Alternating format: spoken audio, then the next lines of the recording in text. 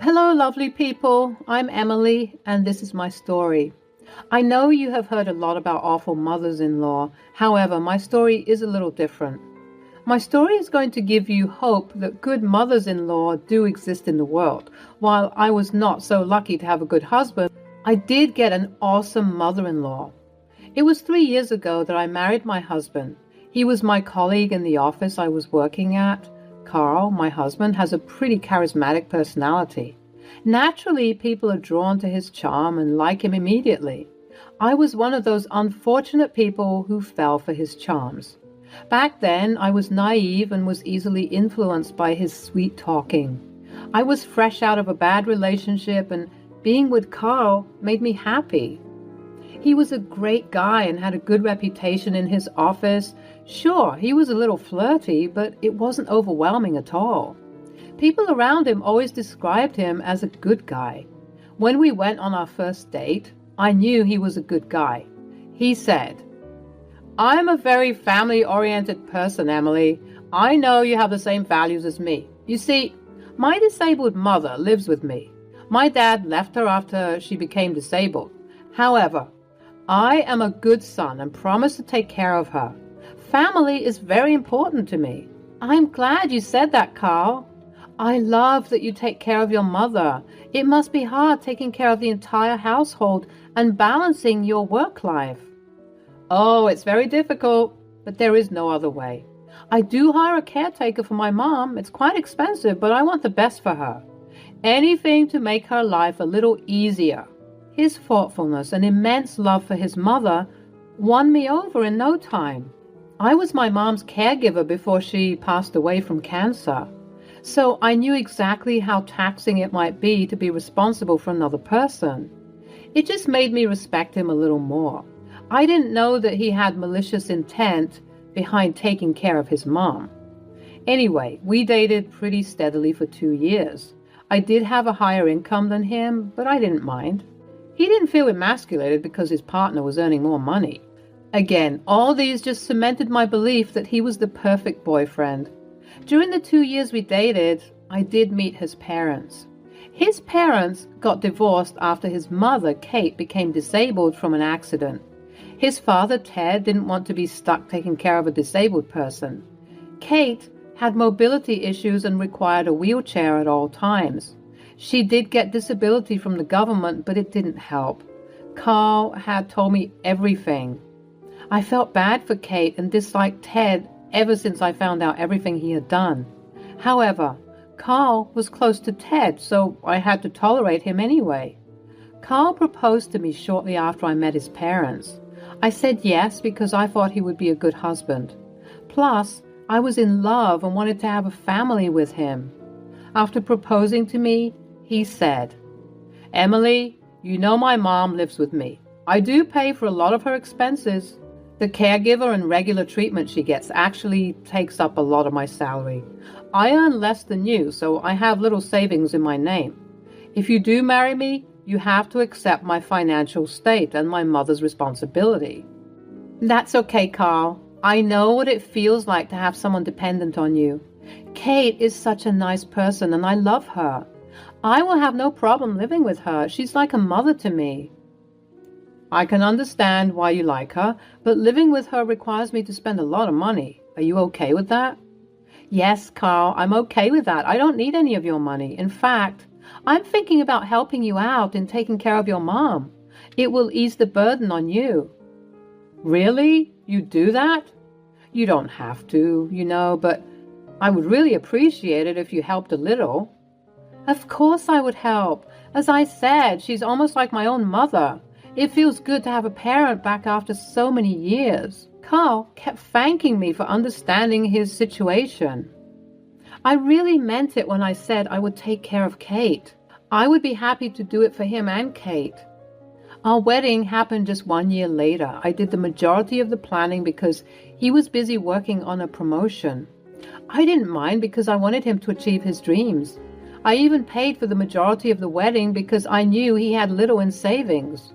After the wedding, Carl became an attentive and loving husband. I could see that he really cared for his mother. Kate was also extremely loving towards me. She was always pretty excited to see me and spend time with me. I saw that she doesn't have much of a connection with Carl. I found it strange, but thought nothing of it. About 3 months after the wedding, Carl sat me down to talk about Kate. He said, "Emily, I was thinking about taking Mom to a new doctor. He's the best in the city and can help Mom better, but the treatment is going to be expensive. Can you help me out with some money?" "Sure, Carl. Just tell me what you need. You can send the bills to me directly and I can make the payment." "Why don't you just transfer me the amount? It will be easier for me to complete the payments. I don't like to keep pending bills. Besides, I think I will be short on this month's money for the caregiver." "Okay, Carl, just tell me the amount and I'll send it to you. If it really helps Kate, I don't have any problem paying for the treatment." Carl again thanked me a lot and promised to pay it back. I told him that there was no need for that. I simply wanted Kate to get better. Ted was the only one who complained about everything. He hated that we spent a lot of money on Kate. Ted always said, "Why do you two waste money on that woman? She's a useless person and doesn't need so much pampering. Kate will never get better, so why waste the money?" "Dad, this new treatment is going to help. I just know it. Besides, Emily helps out a lot, so money is not that tight anymore." "Yes, Ted, we want to take care of her. Not everyone looks for something in return when they help out a loved one." Ted just made a face and looked away. Carl also looked a little uncomfortable and changed the conversation. I thought his behavior was odd, but didn't comment on it. Also, I was a little skeptical about sending money directly to his account. I did trust him, but it just didn't make sense to me. After I started to contribute to Kate's expenses, Carl started to change. He became a little demanding with money requests and pulled all sorts of excuses. He appeared to be short of money every month. Slowly, he was almost taking away $1,000 from my paycheck every month. The amount was absurd, but I knew that the treatment was expensive. However, Kate wasn't showing any signs of getting better. Carl was also paying less attention to me. He came home late from work and always went straight to sleep. Helping with housework was out of the question. When I asked him about his behavior, he said, "I'm working hard for a promotion, Emily. You see how long I stay in the office? I need a break. You don't have anything to do in the house, so might as well do the chores. You come back home earlier than me anyway." "But I have to take care of Kate now. You refuse to hire a caregiver in the evening. I am the one who looks after your mom now. I'm struggling with all the work, Carl. You need to do better." "You knew what you were getting into. I remember telling you everything. You agreed to help out with Mom. There is no reason why you are complaining now." "I can take care of your mom, Carl, but I can't be the only one who does everything. She is your mom. You need to step up too." "I have been taking care of her for so long. I need a break. Since you like her so much, you can deal with her. Now leave me alone." With that, he stormed off to his game room.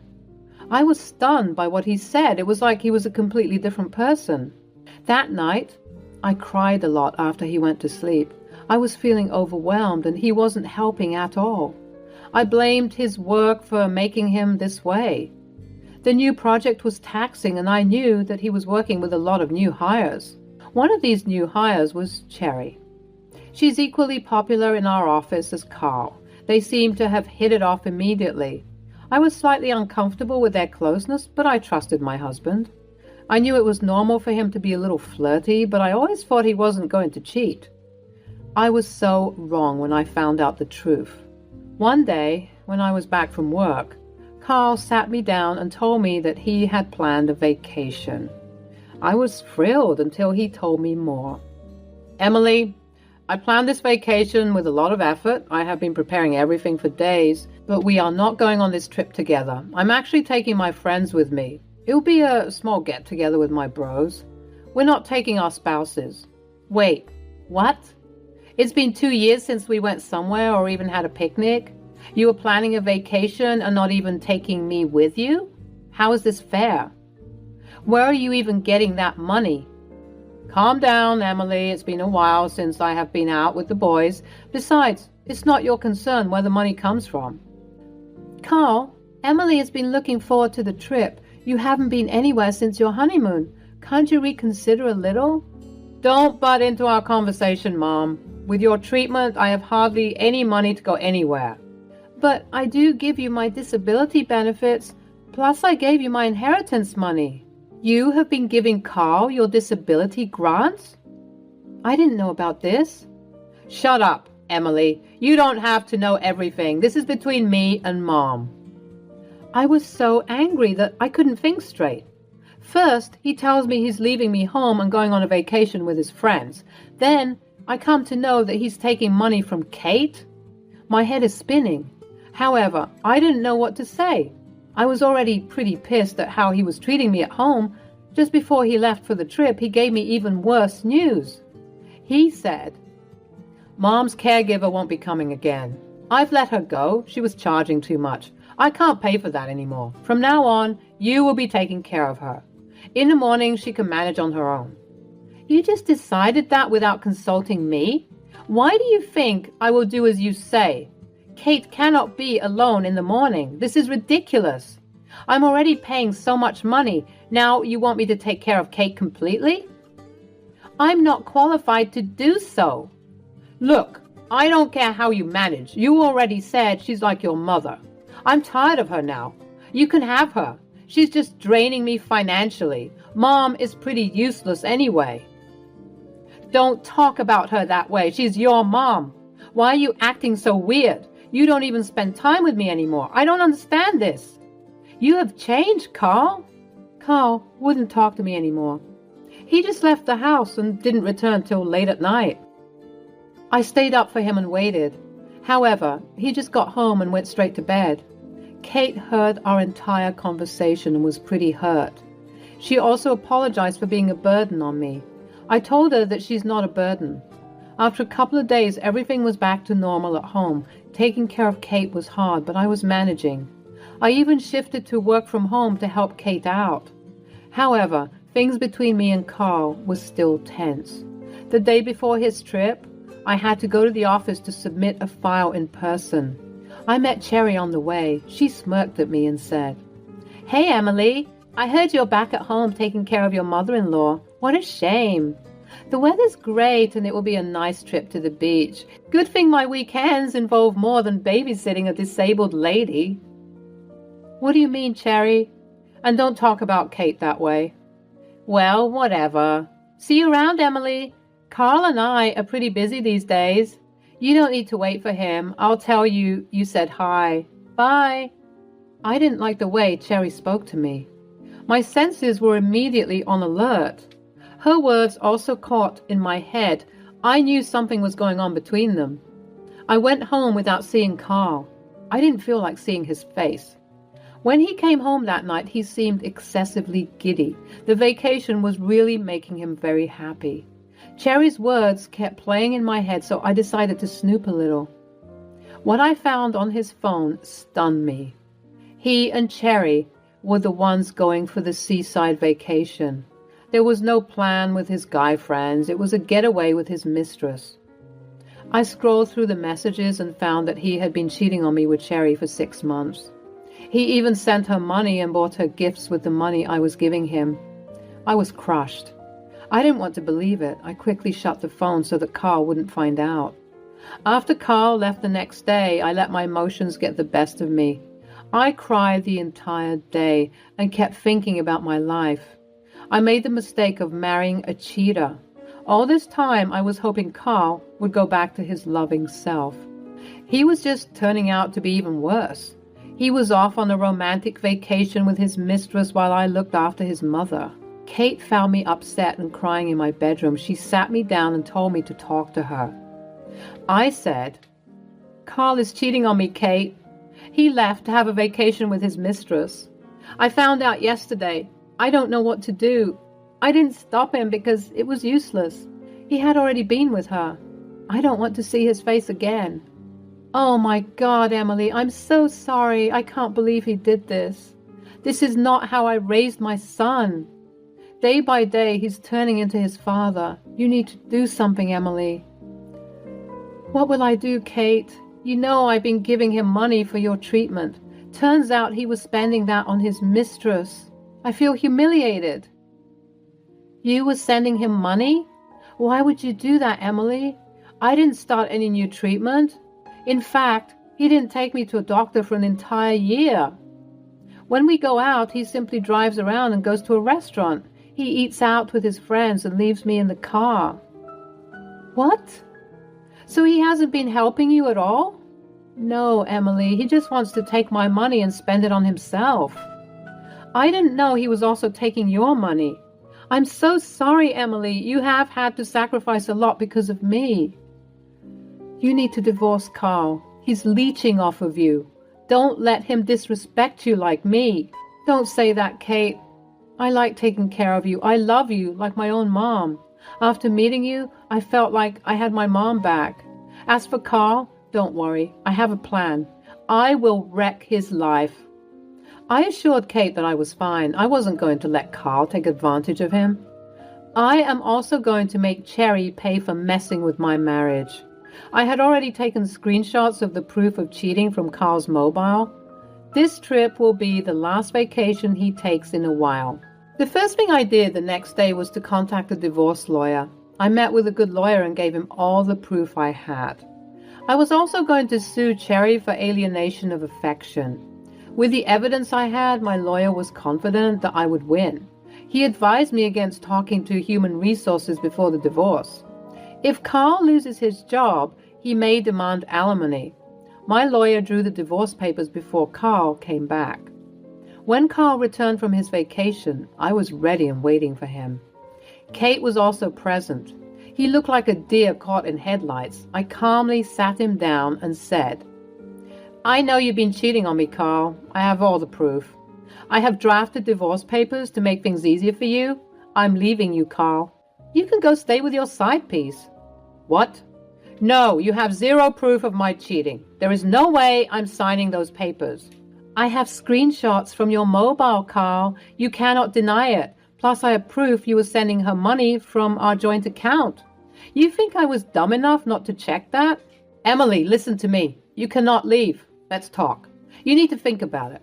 Mom, she needs you more than me anyway. Who will take care of her if you leave? I can't afford to do it. I know what you have been doing with my money, Carl. I also know that Kate has been giving you her disability grants. She is the one who said I need to divorce you. I would have done it anyway since you have been taking advantage of me. I will take care of Kate. She is not your problem anymore. She's right. I don't want to stay married to a loser like you. You're even worse than your father. At least he didn't cheat on me. You can find somewhere else to stay. This is my house and you are not welcome here anymore. Emily can stay if she wants.